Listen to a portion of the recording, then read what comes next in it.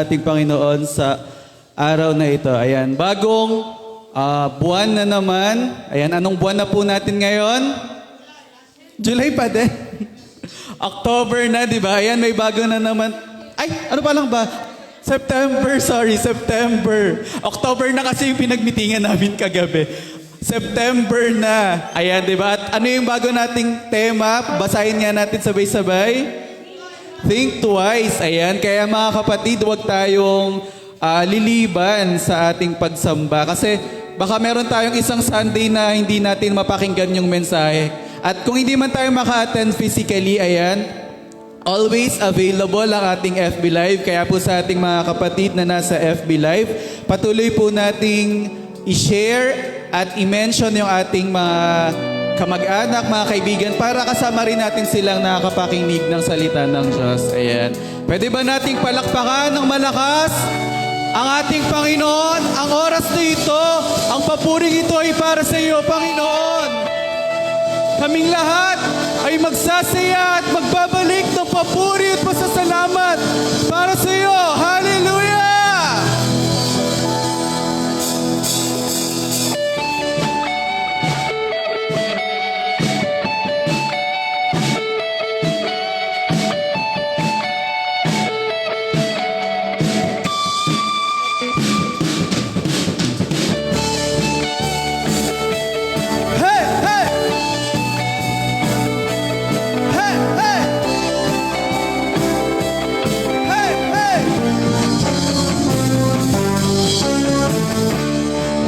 Biyaya,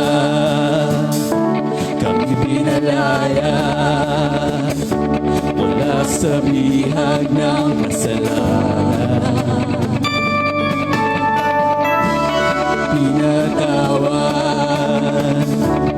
pinagpala ng lubusan.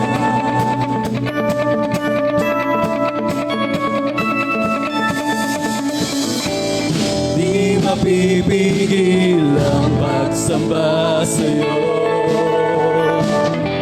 Jesus, dakila kang totoo. Ang lahat ay magsasaya, Jesus, papupurihan ka.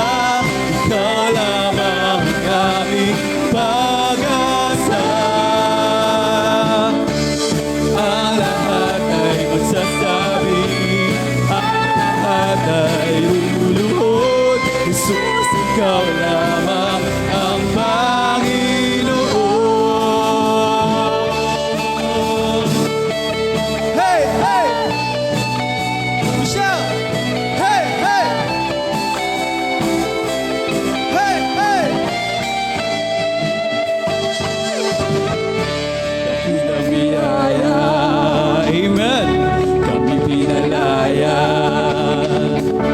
wala sa bihag ng kasalanan. Pinatawad, pinagpala ng lubusan. Di mapipigil ang pagsamba sa iyo, Panginoon. Di mapipigil ang pagsamba sa iyo,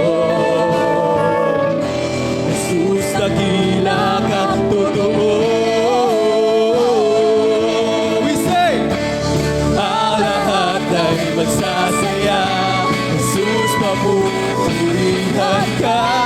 Ikaw lamang ang aming pag-asa. Ang lahat ay magsasabi, ang lahat ay luluhod, Jesus, ikaw lamang ang Panginoon. Ang lahat.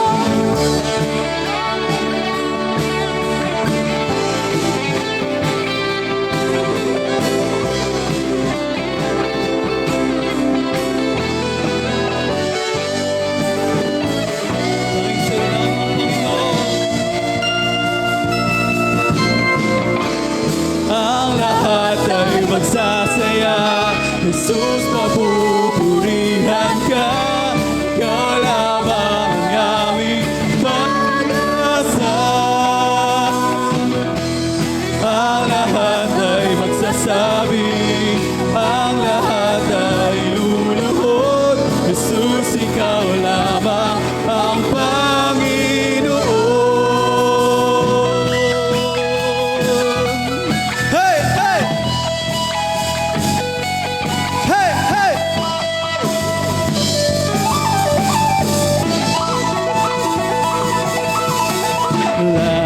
Langit ang aking nadarama sa tuwing kapiling ka. Ang puso ko'y sumisigla kapag sa'yo'y sumasamba.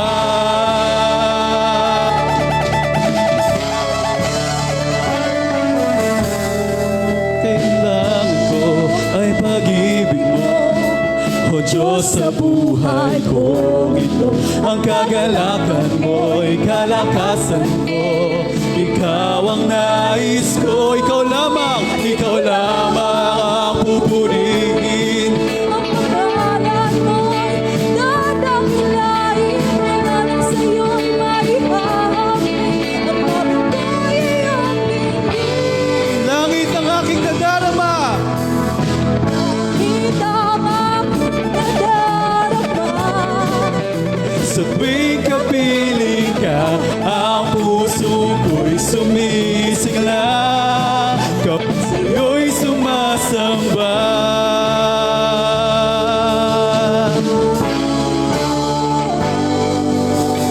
Kailangan ko ay pag-ibig mo, O Diyos, sa buhay ko. Ang kagalakan ko'y kalakasan mo. Ikaw ang nais ko, ikaw lamang ang pupurihin. Ang pangalan mo'y dadakilain, wala na sa'yo'y maihahambing. Ang awit ko'y iyong dinggin. Langit ang aking nadarama, sa tuwing kapiling ka, ang puso ko'y sumisigla kapag sa'yo'y sumasamba. Langit ang aking nadarama, sa tuwing kapiling ka, ang puso ko'y sumisigla kapag sa'yo'y sumasamba.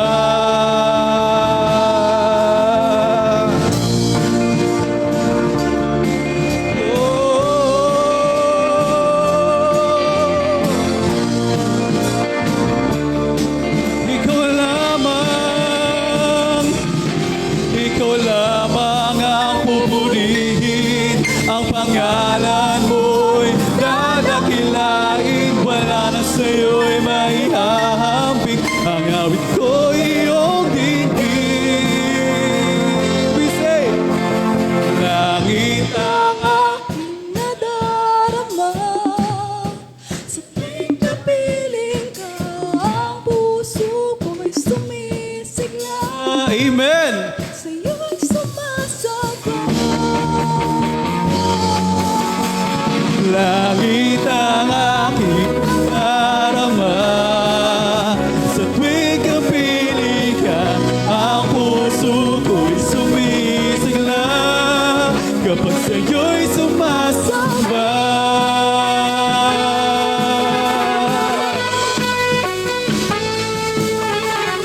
Sa'yo lamang,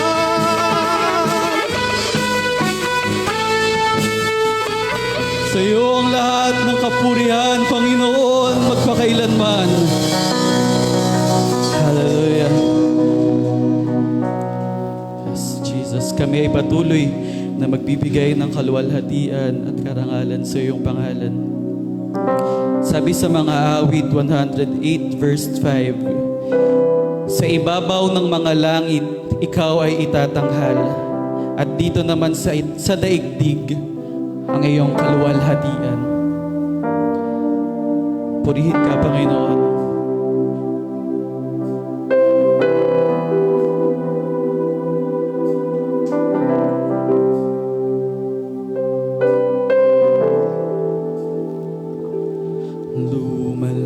Lumalapit, nagsusumamo, ninanais, banal na presensya mo. Inaasam na ika'y maranasan, O Diyos, puso ko'y katagpuin. Lumalapit, nagsusumamo. Ninanais banal na presensya mo. Asang na ika'y maranasan. O Diyos, puso ko'y nag-uwi. Ang pagmamahal mo ay walang katulad. Sa buhay ko'y kailanman di nagkulang. Ako'y namamangha sa'yo. Kadakilaan itatanghal kita. O Diyos, ikaw lamang.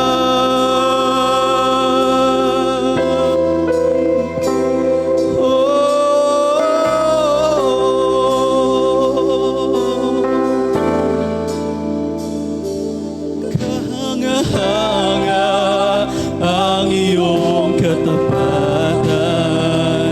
Ang kabutihan mo ay walang hanggan. Ikaw, Jesus, ang matibay na sandigan. Hindi ako bibiguin kailan pa man. Ang pagmamahal mo ay walang katulad. Sa buhay ko ay kailanman di nagkulang. Ako'y namamangha sa'yo. Kadakilaan itatanghal kita. O Diyos, ikaw lamang. Ang pagmamahal mo ay walang katulad. Sa buhay ko'y kailanman di nagkulang. Ikaw lamang. Namamangha sa'yo. Kadakilaan itatanghal kita. O Diyos, ikaw lamang.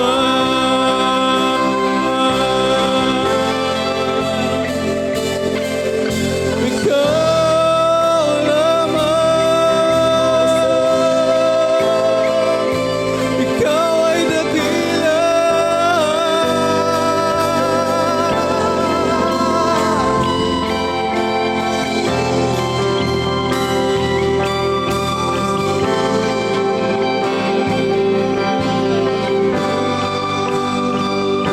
Pangako mong tunay sa buhay ko ay siyang gabay. Aking lakas at kanlungan. Simula't katapusan, ikaw ang daan at ang tangi kong kaligtasan. Walang ibang itataas. Jesus, ikaw lamang. Pangako mong tunay sa buhay ko ay siyang gabay. Aking lakas at kanlungan. Simula't katapusan, ikaw ang daan at ang tangi kong kaligtasan. Walang ibang itataas. Jesus, ang pagmamahal mo ay walang katulad. Sa buhay ko'y kailanman di nagkulang. Ako'y namamangha sa'yo. Kadakilaan itatanghal kita. O Diyos, ikaw lamang. Ang pagmamahal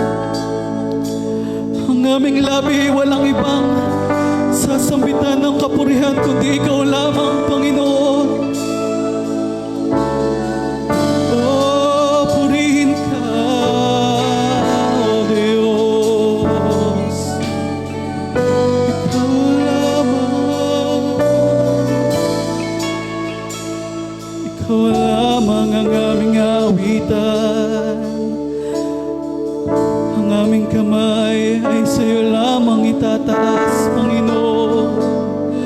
Ang aming tinig ay para lamang, O Diyos. Hallelujah. Ang pagmamahal mo ay walang katulad. Sa buhay ko'y kailan may di nakulang. Ako'y namamangha sa'yong kadakilaan.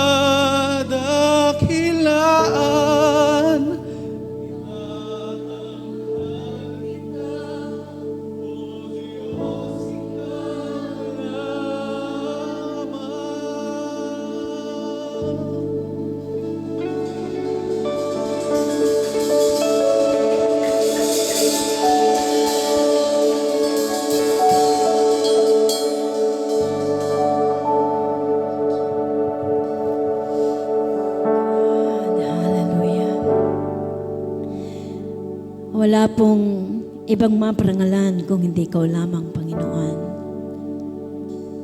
Ang lahat ng aming mga kagalakan, pagpupuri, pasasalamat, maging ang aming mga kalungkutan, aming mga bagay na kinakatakutan. We lay all those things at your feet, O God. Tulungan mo kami, Panginoon. Hayaan mo, mayalay namin sa iyo, Panginoon, ang buong kapakumbabaan, ang lahat-lahat sa aming buhay. Tanggapin mo po ito, O Diyos. Niling din po namin sa pagkakataong ito ang kalinga ng iyong Santong Espiritu, Panginoon. Help us to understand your word. I ask the Holy Spirit to intervene, and that in the mighty name of Jesus, there will be transformation in our lives, oh God, and let it be a transformative listening and hearing of your word, because your word will not return void, but it shall prosper whereunto you have sent it. In the mighty name of Jesus, everybody say amen and amen. Praise God.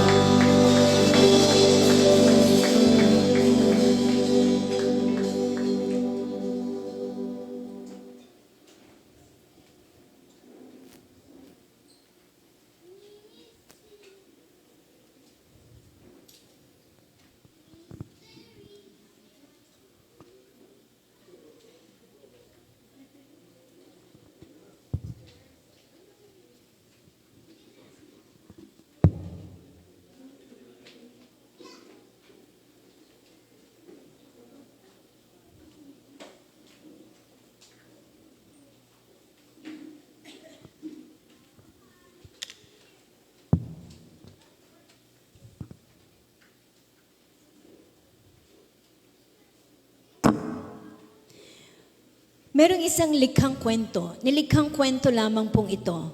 At yung kwentong ito ay gusto kong pakinggan ng bawat isa sa atin. Huwag muna kayo ang magkwentuhan. Okay po? Dito muna kayo tumingin sa akin. Huwag kayo mag-usap ng katabi ninyo.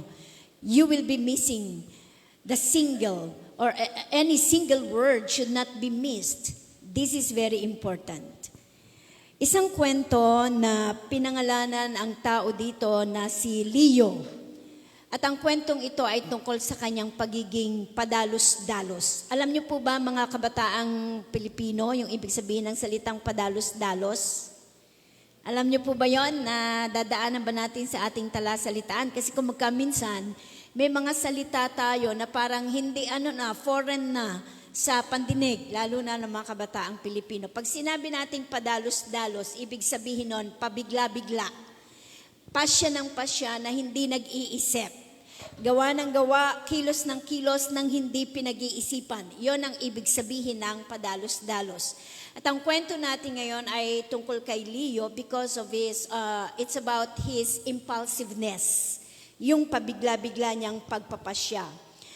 Actually, itong si Leo, pag daw siya ay nagbibigay ng mga kapasyahan, ng mga bagay na gusto niyang gawin, madalang ang mag-isip muna siya bago siya ay magsalita. mas malamang pa yung gagawin niya kaagad. Once pumasok sa isip niya, gagawin niya kaagad without thinking first. Okay? At madalas pabalik-balik or mabilis mag-change. Kunyari, ngayon ito ang iniisip niya, mamaya iba na naman. So paiba-iba siya ng kanyang iniisip, and most of the time, he is driven by his strong emotion. Maraming tao sa panahon natin ngayon ganyan. Kapag nagpasya, kapag gumawa ng isang bagay, hindi pinag-iisipan, ginagawa niya yon at sinasakatuparan kasi very strong yung emotion na galit, o kaya yung emotion na naiinis, kaya kailangan gawin ko kaagad ito. So ganito yung nangyayari kay Leo. And one day, may isang mainit, very frustrating na argumento, nagkaroon ng discussion sa loob ng kanyang pamilya. And for him, he is somewhat irritated by it. Hindi niya gusto yung argumento na nangyari sa loob ng kanyang pamilya. Kung kaya, ang sabi niya, ang kanyang kaisipan kaagad ay nagdidiktak sa kanya, escape! Takasan mo yan. Umalis ka dyan. Umalis ka na lang. Layasan mo na lang. Parang ganon. Alis na lang ako. I don't want to stay here at all. I cannot bear the situation. Dahil dun sa argumento na yon. Kaya habang galit na galit siya, habang kumbaga mainit pa yung sanhi ng argumento na yon, kinuha kaagad niya yung laptop niya, diniretso ang mga kamay sa keyboard, at pagkatapos naghanap, hindi ng solusyon. Hindi solusyon ang kanyang hinahanap dun sa keyboard. Hindi rin yung magpapakalma sa kanya na kahit anong music. Wala. Kundi bagkus, ang kanyang hinahanap is a place of escape. Naghahanap siya ng isang lugar na kung saan ay makatatakas siya, isang destinasyon ng kung saan ay makalalaya siya, makakatakas siya. At hindi niya ito pinag-isipan ng mabuti. Right away, nung makakita siya, kasi sa isang nature documentary, may nakita siya, ito, isolated place, ako lang dito lang ako. Sabi ngayon, tas nag-book agad siya ng flight, a one-way ticket, going to that place. Pero hindi niya pinag-isipan, paano kaya yung aking pagbalik? Wala sa kanya yon. Basta ang niya, makatakas kaagad siya. At yung lugar na yon na kanyang pinuntahan ay hindi niya namalayan na inhabited. Ibig sabihin ko, walang tumitira doon sa island. Island kasi yung pinili niyang puntahan. Walang naninirahan doon, walang hotel, walang convenience store, walang mabibilhan ng kahit ano, walang place of lodging. Kaya, pagdating niya doon sa lugar na yon, bago siya dumating doon, yung pinakang huling-huling perang meron na lang siya. Yun ang pinambili niya ng ticket papunta doon. And when he was there, sobrang on the way, excited siya, very thrilling yung kanyang pakiramdam. At least, makakalaya na ako doon sa argumentong nangyari na yon. Ayoko talaga noon. Naiinis ako. Yun ang sinasabi niya sa kanyang kaisipan. Pero, pagdating niya doon sa island na yon, which is a very remote place, it is really a remote place. Nakita naman niya, remote, malayo. Pero pagdating niya doon, nakita niya talagang it's a remote place. Nobody is in there. Walang hotel siyang nakita, walang tutulugan, at walang mabibilhan ng pagkain. But he has no choice. Kasi sa pagmamadali niya at bigla ang pasya niya, nandun na siya. And he was so desperate. In his being so desperate in the place, nasumpungan na lang niya ang sarili niya na nakaupo sa beach. Very lonely and very desperate. Walang mabila ng pagkain, walang matutulugan. Kaya doon lang siya nagstay. Sabi niya, ako lang talaga pala dito. At yung realities ay kaharap na niya. Kasi biglang galit na galit kasi siya noon. Gusto ko makatakas. Kaya, bibili kong ticket, one-way ticket, eto. Ayan siya ngayon, sa lugar na iyan. At eto pa ang pinaka-worst. Kahit gustuhin niyang bumalik, kailangan niya na magkaroon ng way of communication kahit paano sa mga taong nandoroon, yung pamilyang kaargumento niya, para siya ay mapadalhan at makabalik or para siya ay ma-rescue doon sa kanyang kinasasadlakan. Sino pa rin ang tinawagan niya? Yung family niya, naka-argumento niya.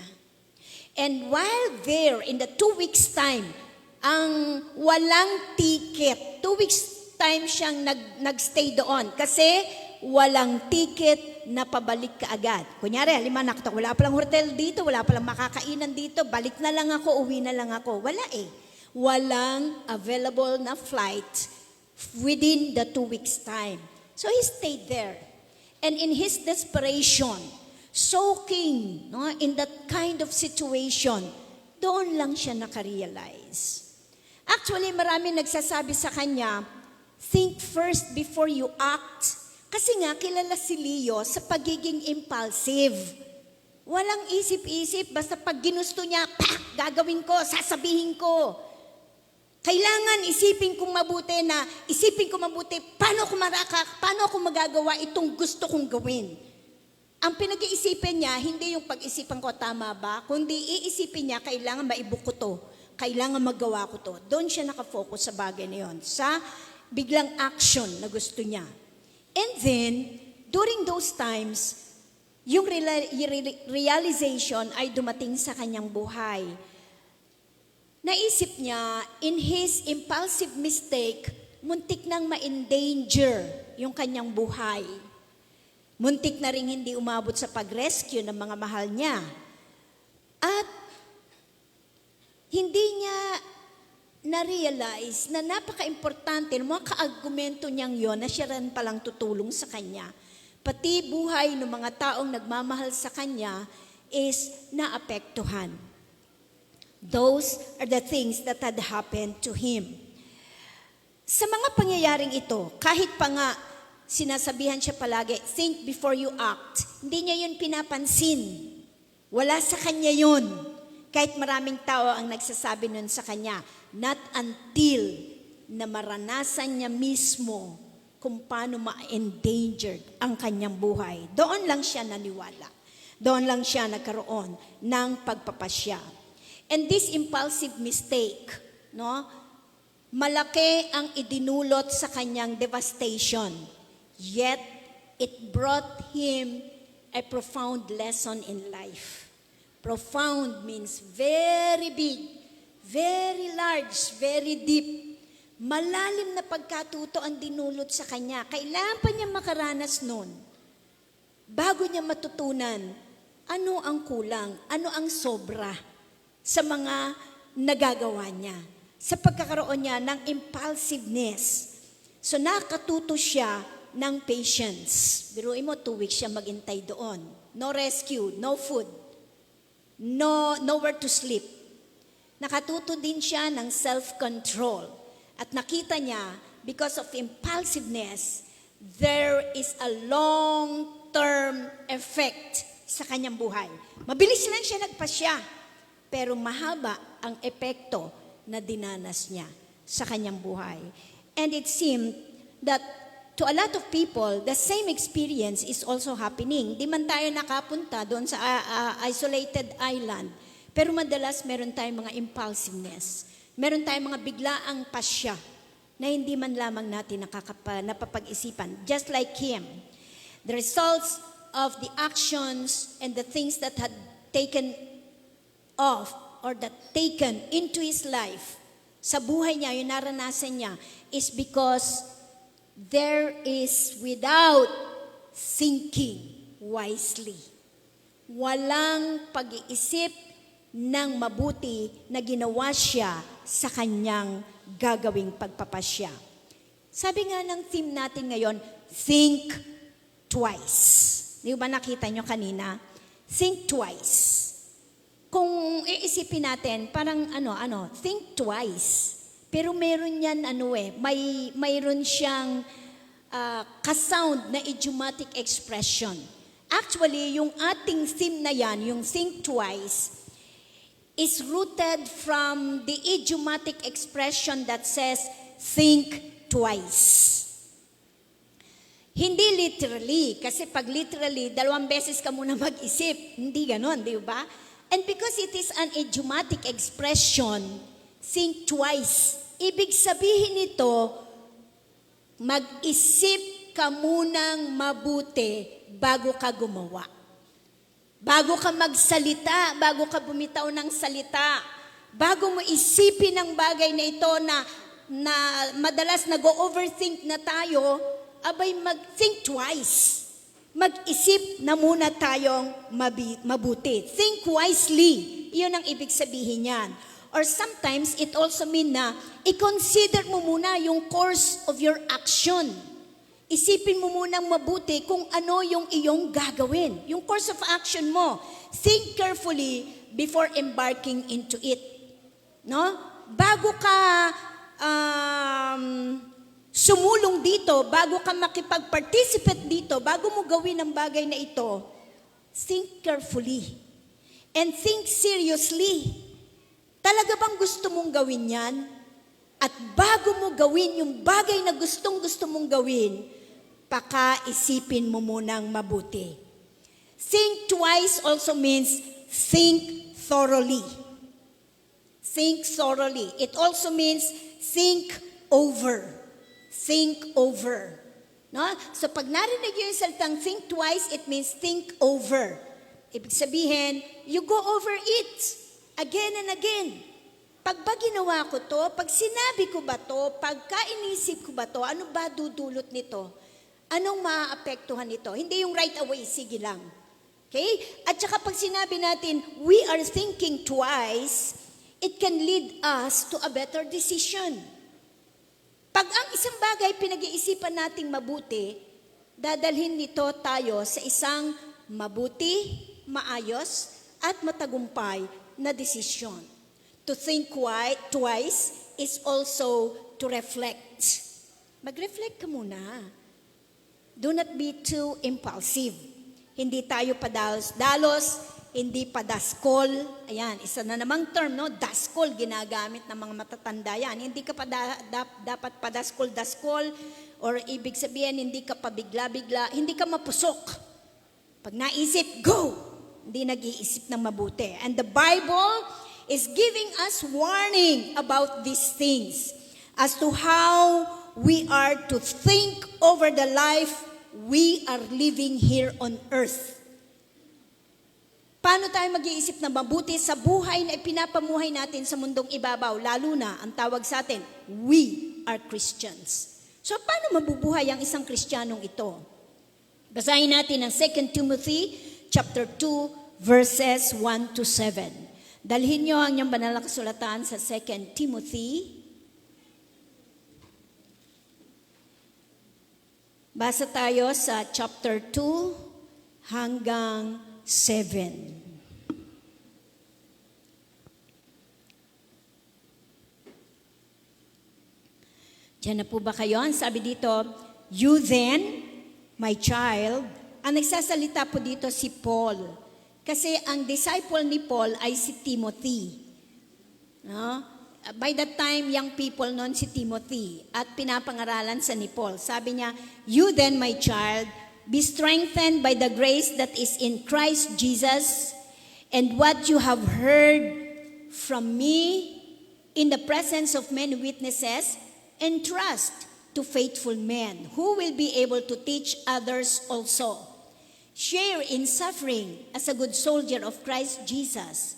No soldier gets entangled in civilian pursuits, since his aim is to please the one who enlisted him. An athlete is not crowned unless he competes according to the rules. It is the hard-working farmer who ought to have the first share of the crops. Think over what I say. Ito yung think over. Okay? Think over or think twice what I say, for the Lord will give you understanding in everything. Again, ang sabi sa verse 7, think over, which means think twice what I say, for the Lord will give you understanding in everything. Okay? Kunin natin yung think over o yung salitang think twice. Bakit kaya ito si Paul, sinasabihan si Timothy na think twice, mag-isip ka muna. Pakaisipin mong mabuti, pakalimiin mo. Sapagkat alam ko, pagka nililimi mo o iniisip mong mabuti ang mga bagay na ito, kung paano ka mabubuhay sa mundong ito, tutulungan ka ng Panginoon na maintindihan mo to. And that is also my prayer today, that as we speak, as we share, as we discuss the Word of God, through the Holy Spirit, we will be able to understand, maintindihan po natin, ano yung gusto ng Panginoon. Paul is telling Timothy the right thing to do, think twice. Now, Presi is encouraging all the believers to think twice. Because I do believe kung anong sinabi ni Paul kay Timothy should also be the thing that I should share with you. Mag-isip tayong mabuti. Kung sinasabi natin tayo Kristiyano, ay pakaisipin natin mabuti. Kung ano mga salitang lalabas sa ating bibig, kung ano ang mga kilos na ating gagawin, kung anong pasya, kung anong mga bagay ating iisipin. Paano nga ba tayo mabubuhay sa mundong ito bilang isang Kristiyano? Okay? Si Paul, para bigyan niya ng emphasis, yung mensaheng gusto niyang ipakita kay Timothy, gumamit siya ng figure of speech. Gumamit siya ng paghahalintularan ng isang Kristiyano sa buhay na ito. And we call it simile. Ang simile kasi, direkta mong hinahalintulad, hindi siya metaphor. Ang metaphor kasi is nilalagyan mong parang kahalintulad. No? Like, ginagamitan ng salitang like. Pero ito direkta, na ang Kristiyano daw, parang soldier. Doon sa binasa natin, ang Kristiyano daw, parang magsasaka, parang athlete. Anong kaugnayan nito sa ating buhay? And what and how should we think wisely about this truth? Paano? Una, sabi doon sa hamon sa atin, think wisely as a soldier. Mag-isip tayo ng may buong kahusayan bilang isang sundalo. Ito yung unang simile na ginamit ni Paul, okay? In verse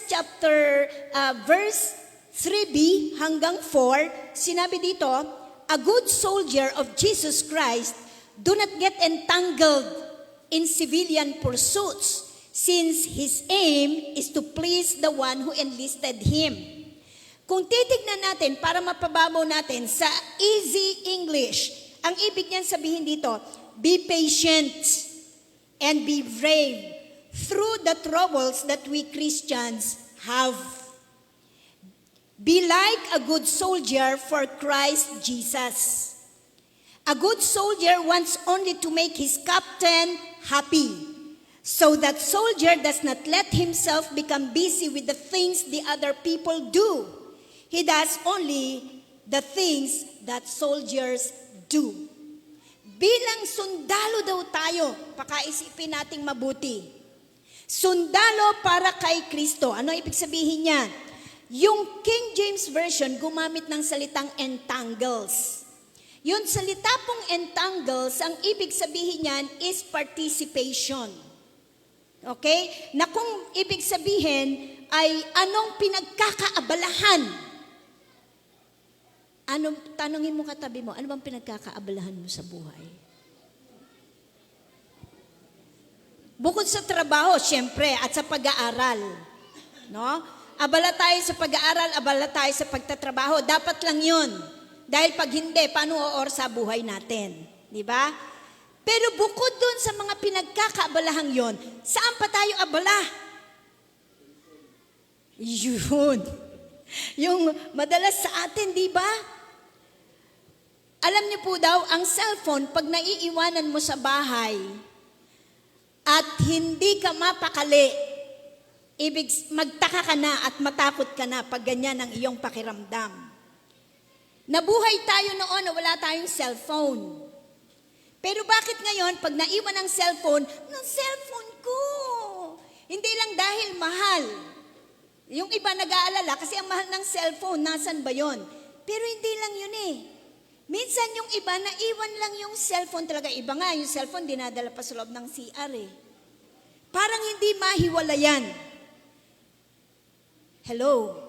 Kapag ganito ang ating nararamdaman, matakot ka na. Why?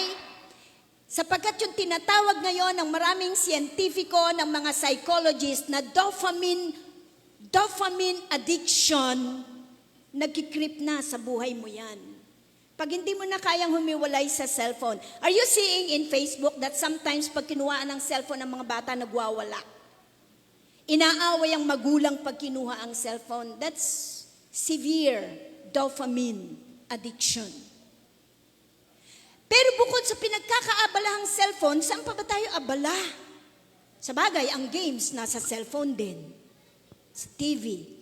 Nauubos ang oras doon sa mga bagay na yon. Anong pinagkakaabalahan natin? Doon ba sa bagay na pinagkakaabalahan natin, nabibigyan ba natin ng kaluguran yung Diyos na nag-enlist sa atin? Kasi ang soldier, the master who enlisted him, yung master na tumanggap sa kanya bilang siya'y maging sundalo, yung aim niya, mapasaya yan, yung master. Ang aim niya, mabigyan niya ng kaluguran yung nag-enlist sa kanya. At tayo bilang Kristiyano, ang aim natin dapat sa buhay, sa lahat ng sinasabi, ginagawa, iniisip natin at pinagkakabalahan, naway nalulugod yung Diyos na siyang dahilan kung bakit tayo tinatawag na Kristiyano. Ang Kristo Jesus na siyang dahilan kung bakit tayo ngayon ay naririto. Kung bakit tayo pinatawad sa ating mga kasalanan. Pero ang tanong, what are the affairs in life that entangles us? Ano nagiging priority natin sa buhay? Every day of your life, as you wake up in the morning, sino, ano ang priority natin? What do we do in life? Ano yung laging nakasubsub tayo doon sa ginagawang yon? Well, I'm not questioning that. Pero ang tanong lang, dun ba sa mga priorities na yon, sa nag-entangle, yung kumukuha ng panahon natin sa buhay, are we giving the glory to God? So, as Christians, we have to cause ourselves to maintain, mapanatili natin sa atin, katulad ng isang sundalo, mapanatili natin sa sarili natin ang disiplina when we are having our choices. Nawa magkaroon tayo ng right choosing. Isang mabuting pagpili sa buhay. Mabuting pagpili sa mga bagay na gusto nating gawin. Maayos at mabuting pagpili sa mga bagay na gusto nating sabihin. Hindi lang para maging in tayo. Okay na, sabihin mo na. Tatanggapin ka ng grupo. Hindi ganon. Hindi rin sa mga bagay na ating iniisip. No? Parang sige na lang. Pag-isipan nating mabuti, ito bang ilalagay natin at papapasukin natin at i-entertain natin sa ating isipan glorifies my master? Think twice. Isipin natin mabuti yon. Alam niyo kung ano na ang nawawala sa mga sangka-Kristyanuhan ngayon? Because of too much modernism in Christianity, the right is being called as wrong. And the wrong is being determined or called as right. Ang tama, ginagawang mali. At ang mali ay ginagawang tama. Tinatawag na tama. Okay lang yan. That's Christian modernism. You know, the holiness of God doesn't change. Ang kabanalan ng Diyos noon ay siya ding kabanalan ngayon. Kung anong namamahagi sa atin ngayon ay ang grasya ng Diyos. Dahil noon, hindi pwedeng pumasok ng basta-basta lang sa templo ng Panginoon ng kahit sino. Pag may tagyawat tayo, hindi tayo pwedeng pumasok sa templo. Pag tayo baliko ang mga kamay, hindi tayo pwedeng pumasok sa templo. Pag tayo ay parang may mga buni, o kung anong katikati sa katawan, hindi pwedeng pumasok basta-basta yan sa templo. But you know, because of the grace of God, through the death of Jesus Christ on the cross of Calvary, ang makapal na habing sa templo ay napahak mula itaas hanggang ibaba. And it opened the way for us to get close to God. That's why we can enter in the presence of God. It is through His blood. Christ on the cross of Calvary. Pero how? How do we give the glory to Him? The holiness of God is still there. He's the same God that is holy. He never changed in His holiness. Tayong tao lang nagbabago.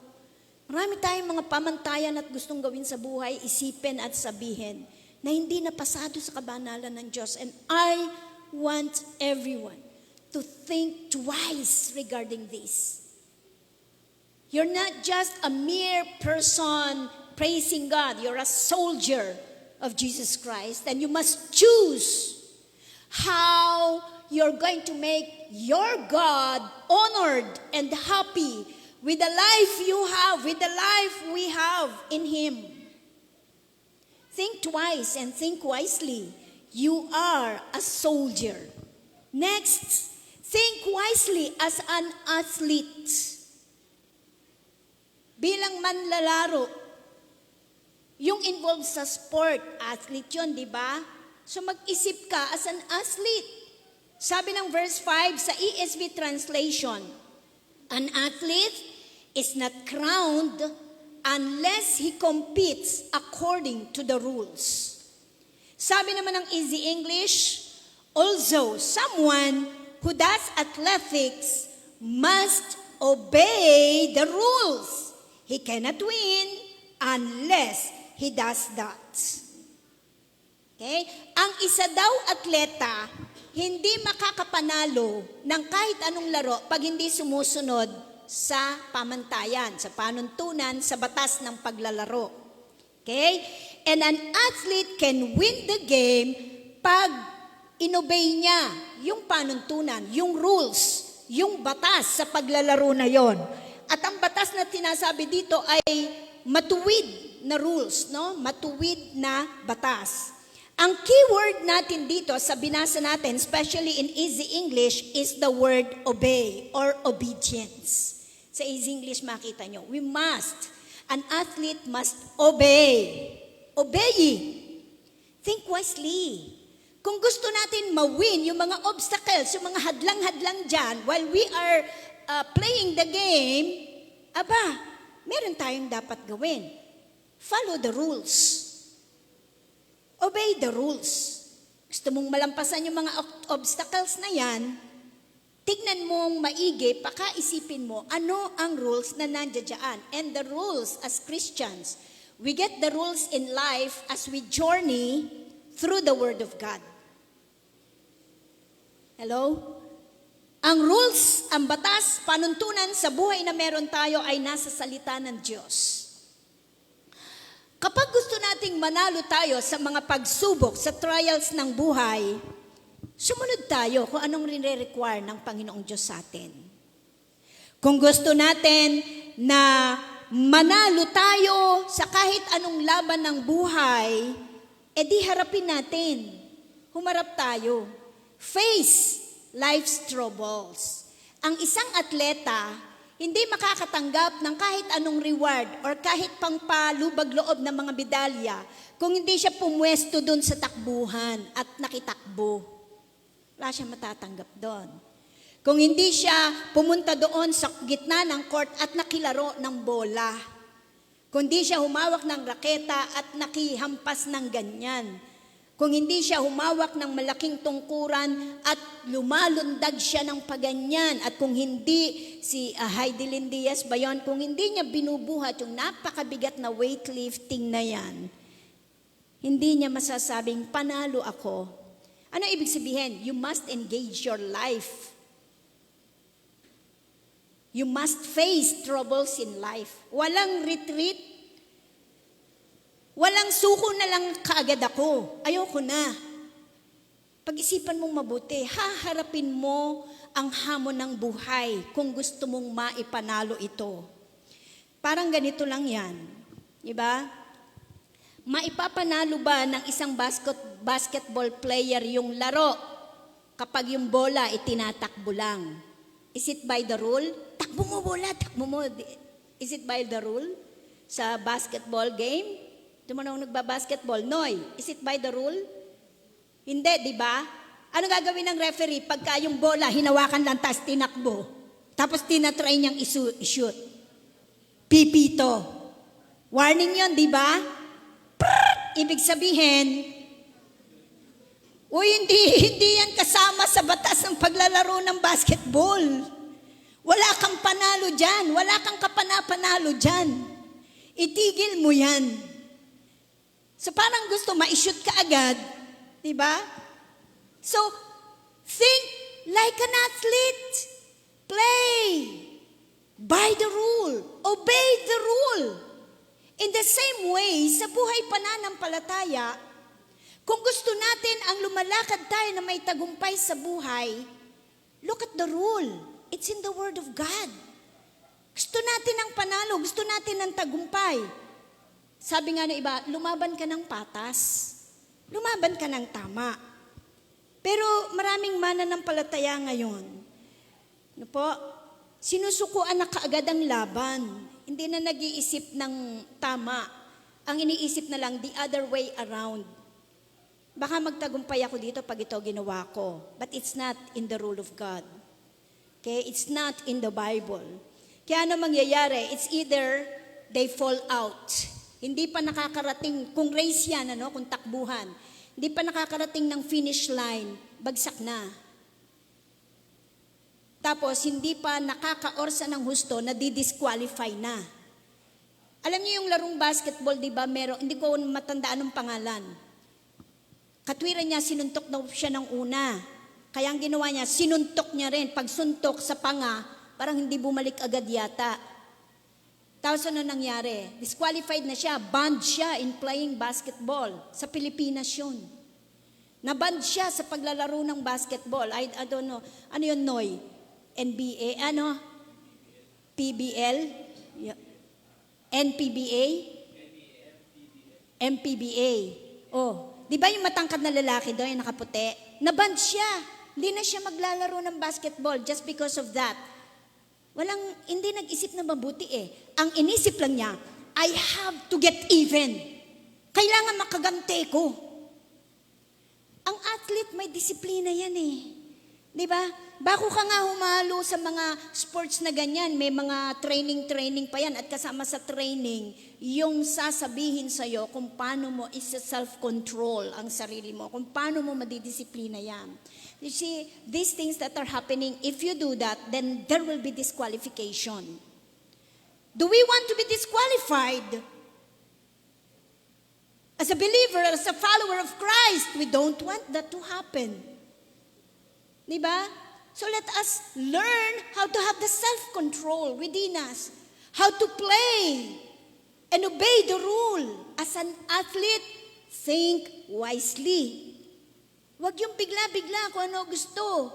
Dahil lang sa silakbo ng galit, nanapak na. O so ano na ngayon ang tema niya? Wala na siya sa basketball, disqualified na siya.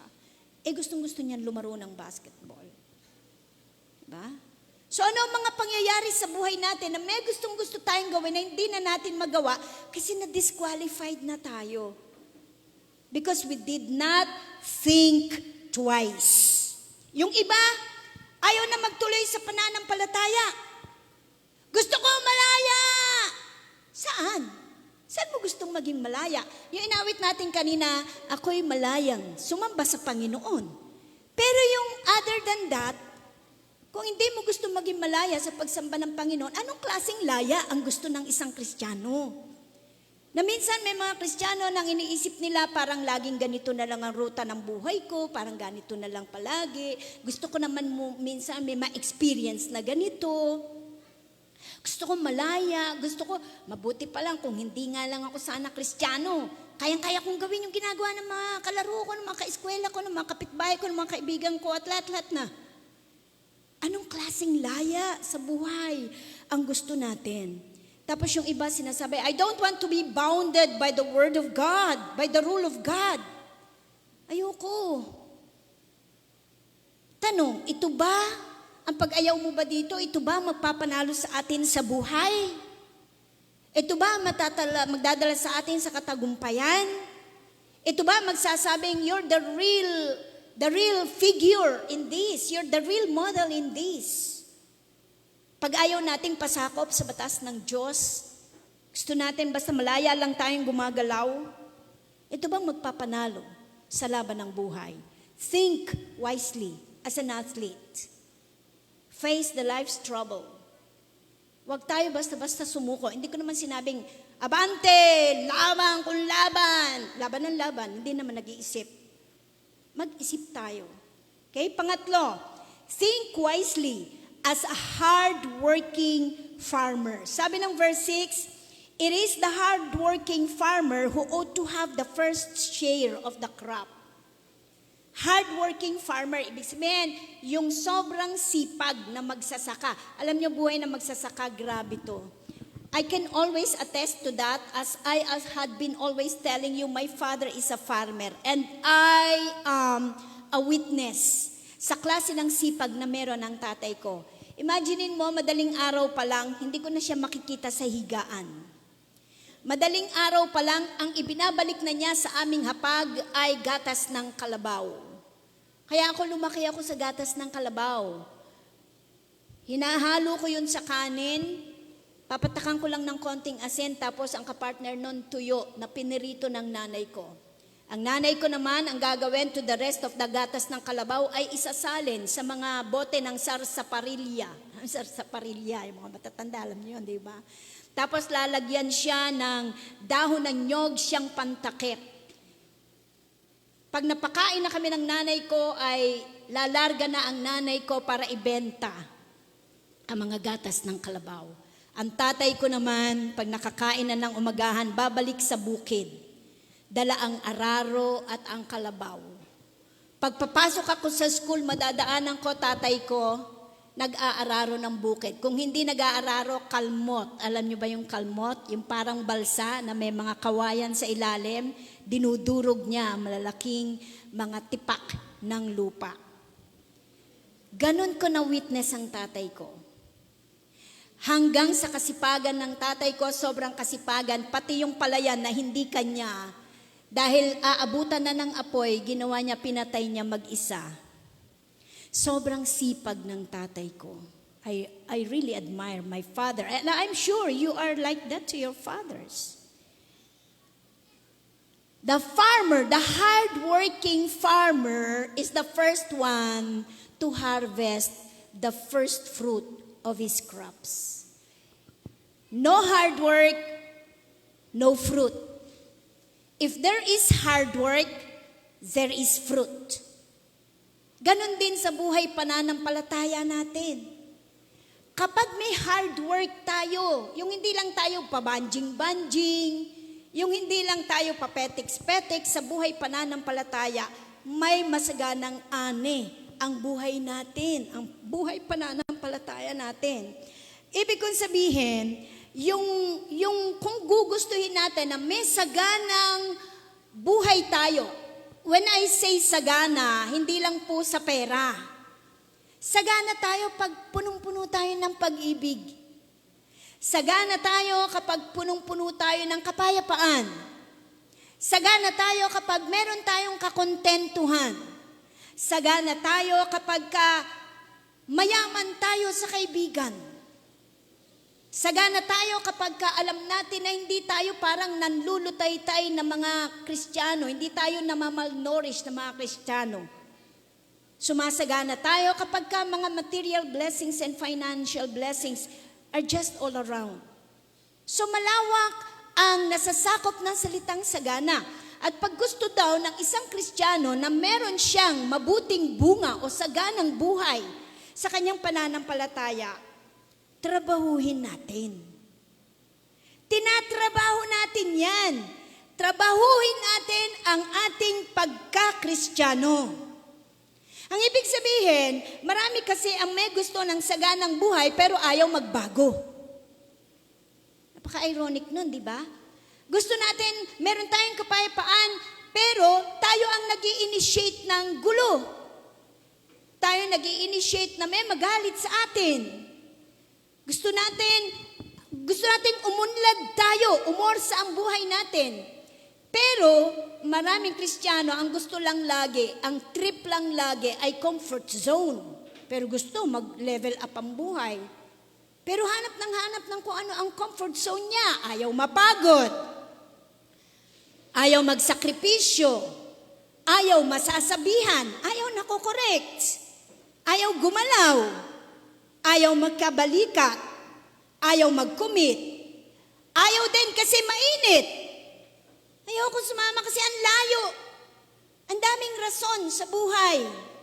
May mga palahanap pa sa kung ano ang dapat. Dapat ganito ang ginagawa nyo. Dapat ganyan. Pero hindi naman siya nakikita. Maraming Kristiyano ang ganyan. Sabihin mo sa katabi mo, hindi ka yun. Hindi ikaw yun.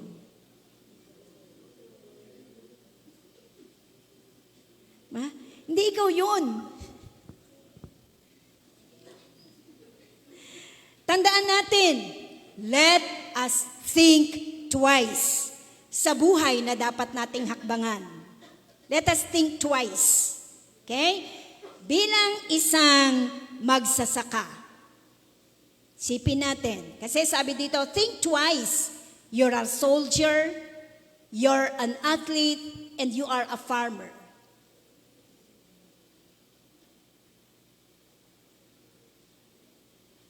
Tingnan natin to. A farmer endures.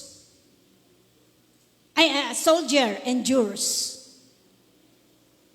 And the soldier is always ready.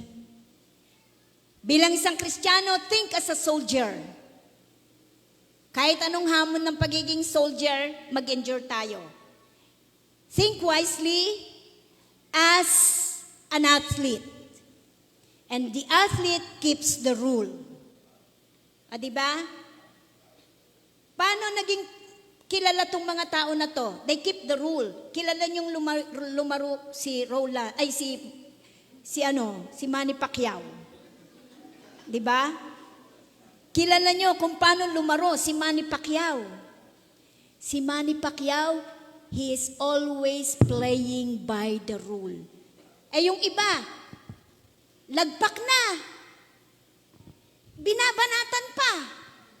Kaya nagagalit yung referee. Si Manny Pacquiao, pagka tumumba ng ganyan, tumatabi na dun sa kabilang sulok. Napapansin niyo po ba yan sa kanya?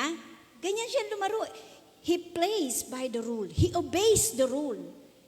Tingnan mo ang katanyagan niya. Si Efren Bata, famous na sa bilyar. Tapos sino yung nasa dulo? Hindi ko kilala yung nasa dulo. Si Junmar. Junmar ba yan? Si Junmar Fajardo. Okay. Si Junmar Fajardo, di ba? Anong title yung nakuha niya? Di ba may title siya nakuha dito sa Pilipinas? MVP. PBA MVP. Ang tangkad niyang taong yan. At hindi dahil yun sa tangkad niya. They play by the rule. So, think wisely as athlete. Keep the rule. And as Christians, we must keep the rule of God. And lastly, as a farmer. Think wisely as a farmer. And the farmer works hard. Pansinin niyo to, mga kapatid. Next slide tayo. Christian. Kalabitin mo katabi mo, Kristiyano yan. Kalabitin mo yan. Ikaw yan. Ikaw yan. Diba? Hindi lang tayo Kristiyano sa tawag. Hindi lang tayo Kristiyano sa tawag, ha? Christian, eto paalaala sa atin. Think wisely. Think wisely as a soldier to endure and be ready. Think wisely as an athlete to obey. And think wisely as a farmer to work hard. You are that Christian. Ulitin mo yun. Sabihin mo sa katabi mo, ikaw yan. Okay? Tayo'y manalangin. Panginoong Diyos, help us to think twice. Help us to think wisely sa buhay na gusto mong makita sa amin. Tulungan mo kami, Panginoon, sa patnubay ng iyong Santong Espiritu. Tulungan mo kami na wag naming inulify yung grasya na binigay mo sa amin. Help us to fight a good fight of faith. Help us to think twice as we say the word, as we do things, as we think on things around us, as we entertain thoughts dito sa aming mga kaisipan. Malugod ka sa buhay na meron kami. Tulungan mo kami na pahalagahan ang ginawa mo sa buhay ng bawat isa sa amin. As soldiers, ikaw yung nag-enlist sa amin. Ikaw ang aming master. Help us to obey, to endure, and to work hard. We bring you the glory and honor for everything, and we ask you to guide us as we recall the greatness of your love when you died on the cross of Calvary. We bring you the glory in Jesus' name. Amen. Kaugnay po nito, tinatawagan ko po ang ating Tatay June, Atin Nel, to distribute. We always do this so that we will always be reminded. Pero kung kayo may mga sama ng loob sa inyong isipan, sa inyong puso, wag kayong magte-take ng Holy Communion natin. Kasi sabi doon, pag ginawa natin yon, parang pinapatigas lang natin na ating puso. But if you know that you are there, you're following God, though may mga tao sa paligid natin that are causing us trouble, but we still choose to obey the Lord, then remember that in this, you take this, and that in this, meron tayong magandang pagkilatis, pag-alaala sa ginawa ng Panginoon sa buhay natin.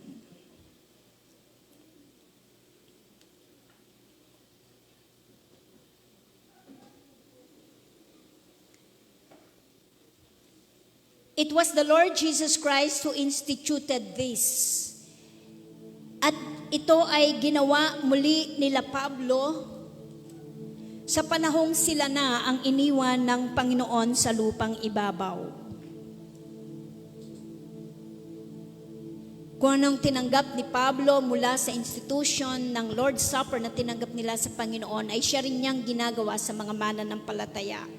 At kung ano nakita natin ginagawa ni Pablo is also the same thing that we are doing to remember the goodness of God.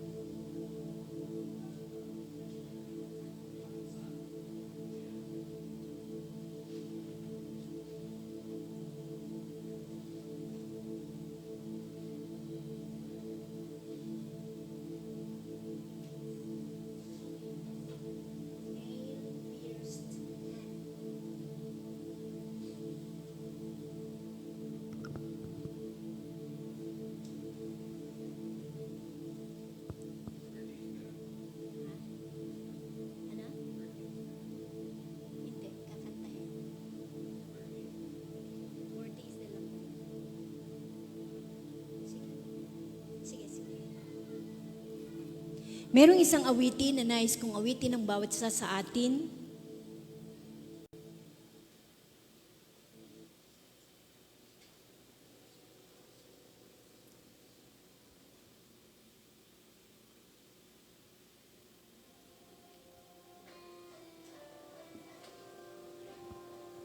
Awitin po natin, kahit habang nakaupo po tayo, let us take note of these messages we have in the Lord.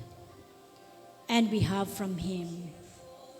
Cross, Lord, thank you for the price you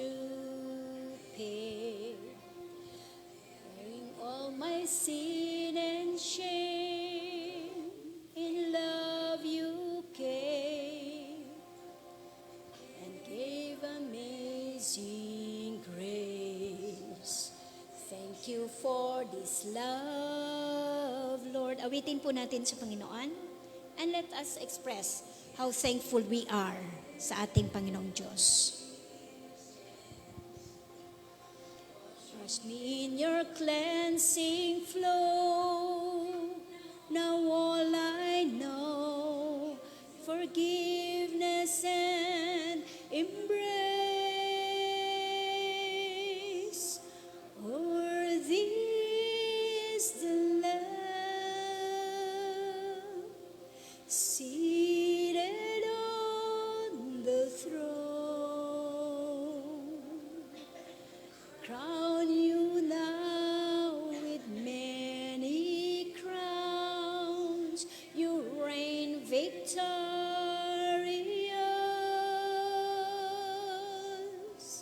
high and lifted up. Jesus, Son of God,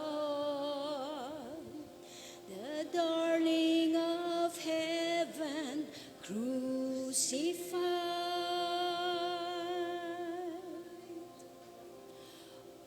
Worthy is the Lamb, and that is your Lord Jesus. Worthy is the Lamb.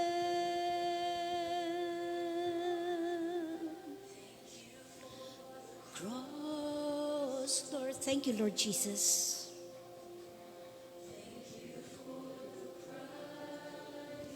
Sing it out to your Master. Sing it out to your Lord.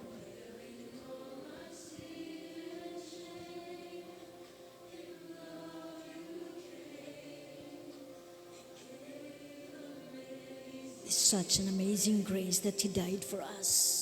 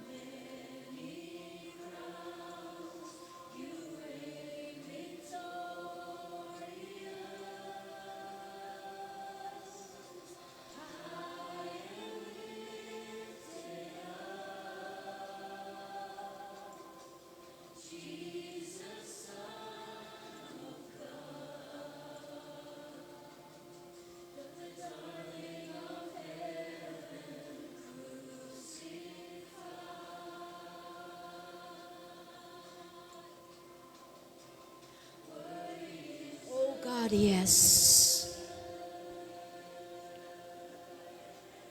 Worthy is the Lamb. Worthy is the Lamb. God Almighty, you are so worthy. Karapat dapat ka po, Panginoon, the Lamb that was slain for us. And truly, through this Holy Communion, we would like to remember, recall, recount the goodness you have done for us. Tayo pong lahat ay tumayo. For I received from the Lord what I also delivered to you, that the Lord Jesus, on the night when He was betrayed, took bread. And when He had given thanks, He broke it and said, "This is my body which is broken for you. Do this in remembrance of me." Sabay-sabay po tayo.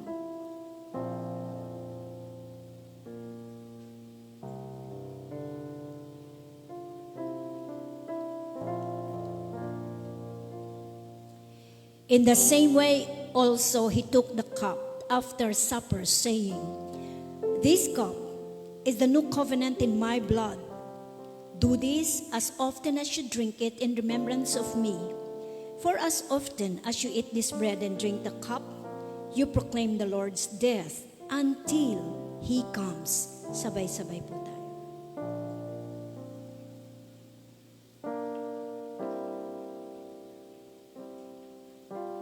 Heavenly Father, we thank you for this moment that we can recall the very wonderful thing that you have done sa buhay ng sangkatauhan, that you died for my sin, that there is remission of my sins and there is forgiveness of my sins through your blood.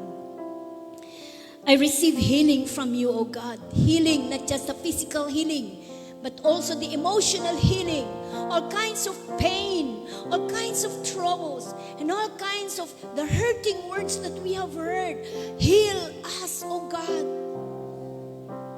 By the slashes you have received through your body that received the slashing, Lord, heal us. You are powerful. Your blood never loses its power. And the promise of your word remains forever and ever when we claim it in our lives. In the name of Jesus, everybody say amen, amen, amen. Praise God.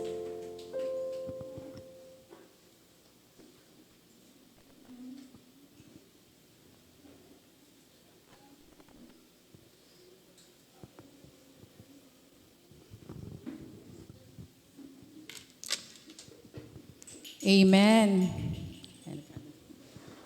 Yan, salamat po, Pastora, sa mensahe. Kaya, think twice. Not one, but twice. Di ba? Tama ba yun? Yun. So, kailangan, pag nag-iisip tayo, laging dalawa. Kasi pag isa, baka hindi pala yun talagang tama. More than, or two or more, yun, sabi ni, So, ngayon naman po, dadako tayo sa announcement. So, ang schedule po natin para sa Youth Fellowship sa Calawis, Padilla, and Pasig is every after service.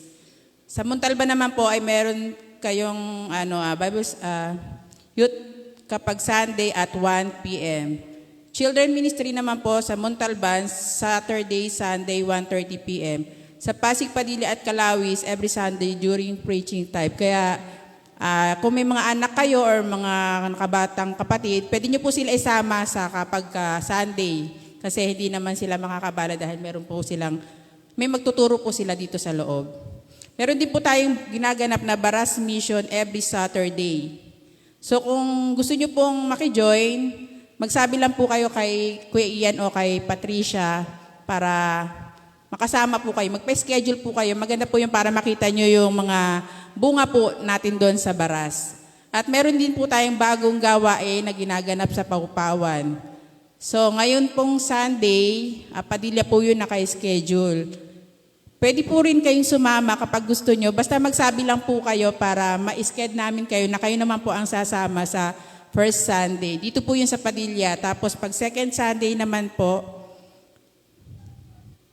sa Calawis at third Sunday, Montalban, then fourth Sunday po sa Maine. Yan, sila po yung pupunta doon. So ang admin naman po natin is a-announce na lang kapag balik nila Teacher Presi at Pastor. Yan. So ngayon po ay dadako na tayo sa ating tithes and offering. Pero bago po doon, basahin po muna natin yung sa Proverbs chapter 11 verse 25. The generous will prosper. Those who refresh others will themselves be refreshed. Amen. Let us pray. Father, we thank you for this day, Lord, sa lahat ng itinuro nyo sa bawat isa sa amin, kung papaano po kami mag-iisip ng hindi lang isa, kundi higit pa.